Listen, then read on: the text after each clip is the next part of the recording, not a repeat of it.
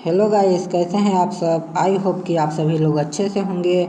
तो आज मैं आप लोगों को अलंकार की परिभाषा को बताऊंगा, तो प्लीज़ वीडियो को पूरा अंत तक देखें। तो चलिए हम अलंकार की परिभाषा को जानते हैं। तो देखिए, अलंकार दो शब्दों से मिलकर बना होता है, अलम प्लस कार। देखिए, अलंकार जो है तो वो दो शब्दों से मिलकर बना होता है, अलम और कार। यहाँ पर अलम का अर्थ क्या होता है? आभूषण। मानव समाज बहुत ही सौंदर्य पोषक है, उसकी प्रवृत्ति के कारण ही अलंकारों को जन्म दिया गया है। यानी कि जो मानव समाज है वो जो है तो आभूषण को या अपने सौंदर्य को बहुत ही पसंद करता है, इसी के लिए अलंकारों को जन्म दिया गया है। जिस तरह से एक नारी की सुंदरता बढ़ाने के लिए आभूषण को प्रयोग में लाती है, उसी प्रकार भाषा को भी सुंदर बनाने के लिए अलंकारों का प्रयोग किया जाता है। अर्थात जो शब्द काव्य की शोभा बढ़ाते हैं उसे हम क्या कहते हैं? उसे हम अलंकार कहते हैं। अब देखिए, साहित्य में रस और शब्द की शक्तियों की प्रासंगिकता गद्य और पद्य दोनों में की जाती है, परंतु कविता में इन दोनों के अलावा भी अलंकार, छंद और बिंब का प्रयोग किया जाता है। यानी कि जो कविता में इन दोनों का भी प्रयोग किया जाता है, जो कविता में विशिष्टता लाने का काम करता है। हालांकि पाठ्यक्रम में कविताओं को अपना आधार मानकर ही अलंकार, छंद और रस की विवेचना की जाती है। अब कुछ उदाहरण के बारे में जानेंगे कि जैसे देखिए, भीषण बिना न सोह ही कविता विनीता मित। यानी कि देखिए, भूषण मतलब क्या होता है? आभूषण। यानी कि आभूषण होता है, इसके बिना कुछ भी चीज़ नहीं शोभा देती है, चाहे वह कविता हो, चाहे विनीता हो और चाहे मित हो। अर्थात इसका क्या होता है कि देखिए, काव्यों को शब्दों व दूसरे तत्वों की मदद से सुसज्जित करने वाला ही अलंकार है। ये हो गया अलंकार की परिभाषा। अब हम अलंकार के प्रयोग जानेंगे कि देखिए, कोई भी कवि कथनीय वास्तु को अच्छी से अच्छी अभिव्यक्ति देने के सोच से अलंकारों को प्रयुक्त करता है। यानी जो एक कवि होता है वो अपनी जो कविता लिखता है उसे अच्छी से अच्छी अभिव्यक्ति देने के लिए अलंकार को प्रयुक्त करता है, जिसके द्वारा वह अपने भावों को उत्कर्ष प्रदान करता है या फिर रूप, गुण या क्रिया का अधिक अनुभव कराता है। कवि के मन का ओज ही अलंकारों का असली कारण होता है। यानी कि उसके मन में अभी क्या चल रहा है उसके बारे में वह बताने के लिए अलंकार उपयोग करता है। जो व्यक्ति रुचि भेद आय बर या चमत्कार प्रिय होता है, वह व्यक्ति अपने शब्दों में शब्द अलंकार का प्रयोग करता है, लेकिन जो व्यक्ति भावुक होता है वह व्यक्ति अर्थालंकार का प्रयोग करता है। अब हम जानेंगे कि अलंकार के भेद कौन होते हैं। तो अलंकार के तीन भेद होते हैं, कौन कौन? शब्दालंकार, अर्थालंकार और उभयालंकार। अब हम इनके जो भेद होते हैं, इन भेद के बारे में जानेंगे। तो सबसे पहले अब हम शब्दालंकार के बारे में जानेंगे। तो शब्दालंकार की सबसे पहले हम परिभाषा देख लेते हैं। तो इसका परिभाषा क्या होता है कि जो अलंकार शब्दों के माध्यम से काव्य को अलंकृत करते हैं वे शब्दालंकार कहलाते हैं। यानी कि वे अलंकार जो शब्दों के माध्यम से काव्य को सुशोभित करते हैं उसे हम शब्दालंकार कहते हैं। यानी किसी काव्य में कोई विशेष शब्द रखने से सौंदर्य आए और कोई पर्यायवाची शब्द रखने से लुप्त हो जाए तो यह क्या कहलाता है? शब्दालंकार कहलाता है। अब हम शब्दालंकार के भेद को जानेंगे। तो शब्दालंकार के कुल तीन भेद होते हैं। कौन कौन तीन भेद होते हैं? अनुप्रास अलंकार, यमक अलंकार और श्लेष अलंकार। तो हमारा जो हम पहला जो है तो उसके बारे में हम जानेंगे कि अनुप्रास अलंकार। तो चलिए जानते हैं कि अनुप्रास अलंकार किसे कहते हैं। कि जब किसी काव्य को सुंदर बनाने के लिए किसी वर्ड की आवृत्ति बार बार हो तो वह अनुप्रास अलंकार कहलाता है। यानी कि यहाँ पे क्या है कि देखिए, किसी काव्य को सुंदर बनाने के लिए किसी वर्ड शब्द हमारा आता है। वर्ड मतलब क्या होता है कि जैसे क हो गया और ख हो गया। यानी कि वर्ड जैसे कि क ख ग कोई भी शब्द जब आता है तो उसकी जहाँ आवृत्ति बार बार होती है वहाँ क्या होता है, अनुप्रास अलंकार। यानी किसी विशेष वर्ण की आवृत्ति से वाक्य सुनने में अच्छा लगता है। जैसे इसी को हम एक उदाहरण के माध्यम से समझते हैं। तो देखिए, चारु चंद्र की चंचल किरणें खेल रही थीं जलथल में। अब देखिए इसका अर्थ क्या होगा कि ऊपर दिए गए उदाहरण में आप देख सकते हैं कि च वर्ण की आवृत्ति हो रही है। यहाँ पे देखिए चारु में भी च आया है, चंद्र में भी च आया है और चंचल में भी च आया है। तो किस वर्ण की आवृत्ति हो रही है, च वर्ण की आवृत्ति हो रही है। और आवृत्ति से वाक्य का सौंदर्य बढ़ रहा है। अतः यह अनुप्रास अलंकार का एक उदाहरण है। अब हमने अनुप्रास अलंकार को जान लिया है। अब हम यमक अलंकार के बारे में जानेंगे। तो चलिए इसे भी देख लेते हैं। यमक अलंकार, जिस प्रकार अनुप्रास अलंकार में किसी वर्ण की आवृत्ति होती है, उसी प्रकार यमक अलंकार में किसी काव्य का सौंदर्य बढ़ाने के लिए एक शब्द बार बार आवृत होते हैं। यानी कि क्या है कि जो अनुप्रास अलंकार है उसमें एक वर्ड आता है। जैसे कि हम ले लेते हैं क जो है बार बार, जैसे हमने एक उदाहरण भी देखा था, उसमें कौन सा शब्द आया था, च आया था। लेकिन इसमें क्या होता है कि बढ़ाने के लिए एक शब्द की आवृत्ति बार बार होती है। शब्द जैसे कि हो गया कमल और गगन, ये होते हैं शब्द। यानी कि इसमें शब्द की आवृत्ति बार बार होती है। दो बार प्रयोग किए गए शब्द का अर्थ अलग अलग होता है। यानी कि यमक अलंकार जो है तो शब्द की आवृत्ति बार बार होती है, परंतु उनका अर्थ क्या होता है, अलग अलग होता है। जैसे कि एक उदाहरण हम इसका देख लेते हैं कि काली घटा का घमंड घटा। अब यहाँ पर देखिए एक घटा यहाँ पे आया है, एक घटा यहाँ पे आया है। अब हम जब इसका जानेंगे तो देखिए यहाँ घटा शब्द की आवृत्ति भिन्न भिन्न अर्थ में हुई है। भिन्न भिन्न यानी अलग अलग अर्थों में हुई है। पहला जो घटा है यानी कि ए वाला घटा, इसका शब्द का अर्थ क्या है, वर्षा काल में उड़ने वाली मेघमाला। और जो दूसरा घटा है, दूसरे घटा का अर्थ क्या हुआ है, कम हुआ। अतः यहाँ पे यमक अलंकार है। हम इसे इस प्रकार से समझ सकते हैं कि यहाँ पे आता है शब्द एक ही बार, परंतु उसका अर्थ क्या होता है, अलग अलग। उसे हम क्या कहते हैं, यमक अलंकार। अब हम श्लेष अलंकार के बारे में जानेंगे। तो इसे अब देखते हैं कि देखिए श्लेष अलंकार ऊपर दिए गए दोनों अलंकारों से भिन्न है।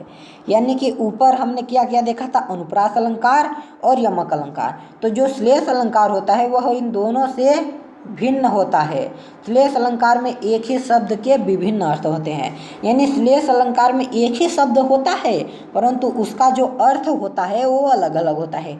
जैसे हम उदाहरण के माध्यम से समझते हैं। तो देखिए, रहीमन पानी राखिए बिन पानी सब सून, पानी गए न उबरे मोती मानुष चून। इसे रहीम ने कहा है। तो उन्होंने क्या कहा है कि इस दोहे में हम जानेंगे कि देखिए इस दोहे में रहीम ने पानी को तीन अर्थों में प्रयोग किया है। यहाँ पे देखिए एक पानी यहाँ पे आया है, एक पानी यहाँ पे आया है, एक पानी यहाँ पे आया है, एक पानी यहाँ पे। यहाँ पे पानी पानी पानी तीन शब्द एक ही बार आए हैं, परंतु इनका जो अर्थ है तो अलग अलग है। पहला पानी का जो अर्थ है वो मनुष्य के संदर्भ में है। यानी कि ये जो पहला पानी है ये मनुष्य के बारे में बताया गया है, जब इसका मतलब विनम्रता से है।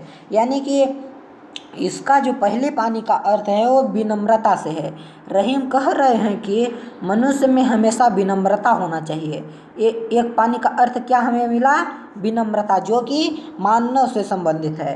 पानी का अर्थ यानी कि दूसरा अर्थ है आभा या तेज या चमक से। यानी कि जो दूसरा पानी है उसका अर्थ जो है तो तेज से है, जिसके बिना मोती का कोई मूल्य नहीं होता। यानी कि जो दूसरा पानी है ये मोती से संबंधित है। यदि मोती में तेज नहीं है, चमक नहीं है, तो इसका कोई भी मूल्य नहीं होता। अब पानी का तीसरा अर्थ है ये तीसरा अर्थ। तीसरा जिसे आटे या चून से जोड़कर दर्शाया गया है। तीसरा पानी जो है तो ये चूना से दर्शाया गया है। रहीम का कहना है कि जिस तरह आटे का अस्तित्व पानी के बिना नम्र नहीं हो सकता और मोती का मूल्य उसकी आभा के बिना नहीं हो सकता, उसी तरह मनुष्य को भी अपने व्यवहार में हमेशा पानी यानी विनम्रता रखनी चाहिए। यानी मनुष्य को कभी भी घमंड नहीं करना चाहिए, जिसके बिना उसका मूल्य हास्य हो जाता है। अतः यह उदाहरण श्लेष अलंकार के अंतर्गत आता है। अब हम जानेंगे तो अर्थालंकार जो है, तो अब हम अर्थालंकार की परिभाषा को जानते हैं। तो देखिए, जब किसी वाक्य का सौंदर्य उसके अर्थ पर आधारित होता है तब यह अर्थालंकार के अंतर्गत आता है। यानी कि शब्दालंकार में क्या है कि जब उसके जो है तो शब्द पर आधारित होता है, परंतु अर्थालंकार जो है तो वो अर्थ पर आधारित होता है। अब देखते हैं कि अर्थालंकार के भेद कितने होते हैं। अर्थालंकार के जो मुख्य रूप से भेद हैं वो 5 होते हैं। कौन कौन? उपमा अलंकार, रूपक अलंकार, उत्प्रेक्षा अलंकार, अतिशयोक्ति अलंकार और मानवीकरण अलंकार। अब हम इनके बारे में जानेंगे। तो देखिए, कुल पहले जो है तो हम उपमा अलंकार के बारे में जानेंगे। देखिए, उप का अर्थ होता है समीप से, या पा का अर्थ होता है तुलना या देखना। यानी कि उपमा का अलंकार क्या होता है? समीप और तुलना, यानी कि समीप से। अतः जब दो भिन्न वस्तुओं में समानता दिखाई जाती है तब वहाँ क्या होता है? उपमा अलंकार।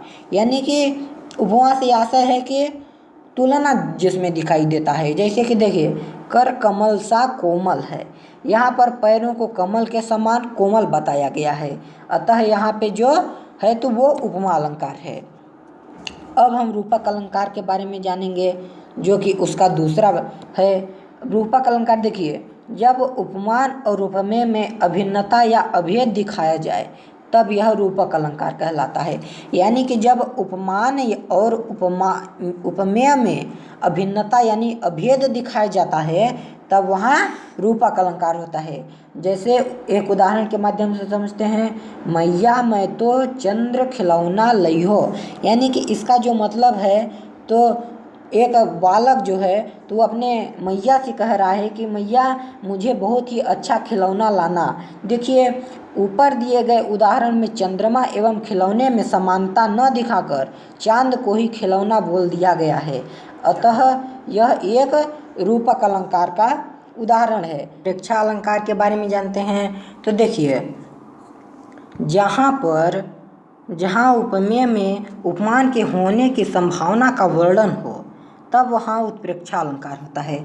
यानी कि जहाँ उपमेय में उपमान के होने की संभावना की जाती है वहाँ पे कौन सा अलंकार होता है? उत्प्रेक्षा अलंकार। यदि पंक्ति में मनु, जनु, मेरे, जानते, मनोह, मानो, निश्चय, इव आदि आता है तब वहाँ उत्प्रेक्षा अलंकार होता है। यानी कि इसे यूँ कह सकते हैं। तो देखिए, इससे हम जान सकते हैं कि देखिए, जैसे यहाँ पे उदाहरण हमारा दिया है, मुख मानो चंद्रमा है। अब देखिए यहाँ पे मानो आया है तो इससे यहाँ पे मानो है। यानी कि जब यदि आपको याद रहेगा कि मानो जिसमें रहता है तो वो उत्प्रेक्षा अलंकार का उदाहरण रहता है, तो आप बहुत अच्छे से पहचान जाएंगे। अब देखिए, इस लाइन में दिया है, जिस उदाहरण दिया है उसमें मुख के चंद्रमा होने की संभावना का वर्णन हो रहा है। यानी कि मुख मानो चंद्रमा है तो इसमें जो है तो मुख के चंद्रमा होने की संभावना का वर्णन है। उक्त वाक्य में मानो भी प्रयोग किया गया है, अतः यहाँ उत्प्रेक्षा अलंकार है। जैसा कि हमने देखा था कि जो यहाँ पे आया है मानो जो है तो यहाँ पे आया है, इसलिए इसका उदाहरण में भी दिया है, इसलिए यह कौन सा अलंकार हो गया? उत्प्रेक्षा अलंकार। अब हम अतिशयोक्ति अलंकार के बारे में जानेंगे, जो कि अर्थालंकार का एक भेद है। देखिए, अतिशयोक्ति अलंकार किसे कहते हैं? जब किसी बात का वर्णन बहुत बढ़ा चढ़ा कर किया जाता है तब वहाँ अतिशयोक्ति अलंकार होता है। जैसे कि जब कोई भी बात को बढ़ा चढ़ा कर किया जाता है तब वहाँ कौन सा अलंकार होता है? अतिशयोक्ति अलंकार होता है। जैसे उदाहरण के माध्यम से हम एक समझते हैं कि देखिए, आगे नदियाँ पड़ी अपार, घोड़ा कैसे उतरे पार, राणा ने सोचा इस पार, तब तक चेतक था उस पार। यानी कि इस लाइन में चेतक की शक्तियों व स्फूर्ति को बढ़ा चढ़ा कर वर्णन किया गया है। यानी कि यहाँ पे जो है तो चेतक यानी कि वो घोड़े का नाम था, इसमें जो है तो उसकी शक्ति व स्फूर्ति को बहुत बढ़ा चढ़ा कर इसका वर्णन किया गया है। अतः यहाँ पर कौन सा अलंकार है? अतिशयोक्ति अलंकार। अब हम जो पांचवा और अंतिम अलंकार है अर्थालंकार का भेद में, वो है मानवीकरण अलंकार। अब हम इसके बारे में जानेंगे। तो देखिए, जब प्राकृतिक चीज़ों में मानवीय भावनाओं के होने का वर्णन हो तब वहाँ मानवीकरण अलंकार होता है। यानी कि देखिए, जब प्राकृतिक चीज़ों में मानवीकरण भावनाओं में उसका वर्णन हो तब वहाँ मानवीकरण अलंकार होता है। जैसे उदाहरण में, फूल हंसे कलियाँ मुस्कुराई, यानी कि फूल हंस पड़े और कलियाँ मुस्कुराने लगी। देखिए, इस उदाहरण में आप देख सकते हैं कि फूलों के हंसने का वर्णन किया गया है जो मनुष्य करते हैं, अतः यहाँ पे मानवीकरण अलंकार होता है। यानी कि यहाँ पे कैसे समझ सकते हैं कि देखिए, परिभाषा हमारा क्या दिया है कि प्राकृतिक चीज़ों में मानवीकरण भावनाओं के होने का वर्णन हो, तो प्राकृतिक चीज़ हमारी क्या होगी? फूल हो गई, और मानवीकरण भावना क्या हो गई? मुस्कुराना और हंसना। यहाँ पर देखिए, फूल तो हंस नहीं सकते हैं, यानी कि फूल के हंसने का वर्णन किया गया है। जो काम मनुष्य करते हैं यानी मनुष्य हंसते हैं, इसलिए यहाँ पे कौन सा अलंकार है? मानवीकरण अलंकार। अब हम चौथे अलंकार को जानेंगे जो कि है उभया अलंकार। उभया अलंकार जो है तो उसकी परिभाषा को जानेंगे। तो देखिए, ऐसा अलंकार जिसे शब्दालंकार और अर्थालंकार दोनों का योग से उसे उभयालंकार कहते हैं। यानी कि ऐसा अलंकार जिसमें शब्दालंकार और अर्थालंकार दोनों का योग हो उसे उभया अलंकार कहते हैं। अर्थात जब दो अलंकार और अर्थ दोनों पर आधारित रहकर दोनों को चमत्कारी करते हैं वहाँ उभया अलंकार होता है। जैसे उदाहरण के माध्यम से हम समझते हैं, कजरारी अखियन में कजरारी न लखाए। इस अलंकार में शब्द और अर्थ दोनों हैं। इस प्रकार से हम अलंकार के बारे में जान चुके हैं। तो मिलते हैं अगले वीडियो में। धन्यवाद।